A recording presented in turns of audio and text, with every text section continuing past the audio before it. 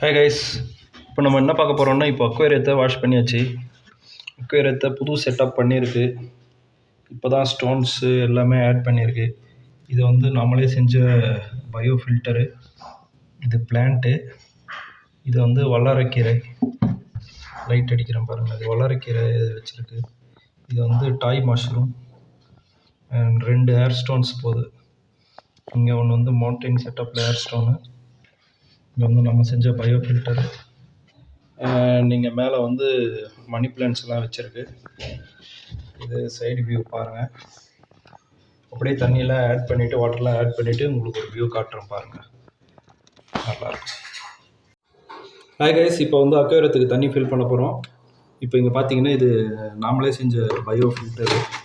இது தண்ணி ஊற்றும் போது அஃபெக்ட் ஆகாமல் இருக்கிறதுக்காக கிட்ட இங்கே பார்த்தீங்கன்னா இது வாட்டர் கேன், நம்ம நார்மல் வாட்டர் கேனை கட் பண்ணிவிட்டு கீழே பயோ பால்ஸ் போட்டிருக்கு. அதுக்கப்புறம் இது வந்து பசங்க டாய்ஸ்குள்ளே இருக்க ஃபைபர் ஃபில்டர் தான். இதை நம்ம இப்படி ஊற்றினோன்னா எதுக்குமே கலங்கள் இல்லாமல் ஃபில்டராகவே வரும். நம்ம இன்னும் வேணால் கீழே இப்படி வச்சுட்டோன்னா நமக்கு டிஸ்டர்பன்ஸே இருக்காது, தண்ணி கலங்களாக இருக்காது. ஃபிஷ் இப்போ இல்லாதனால கொஞ்சம் மேலேருந்து ஊற்றி காட்டுறேன். அண்ட் இந்த ஸ்பேஸ் வந்து ஏன் எம்டியாக விட்டுருக்குன்னு பார்ப்பீங்க. இந்த ஸ்பேஸ் இருக்கிற இடத்துல இன்னொன்று வரப்போகுது, அது நான் செஞ்சுக்கிட்டு இருக்கேன். அது வந்தோடனே உங்களுக்கு காட்டுறேன் நான். நம்ம இப்போ க்ளீன் பண்ணி தண்ணியெல்லாம் ஃபில் பண்ணியாச்சு.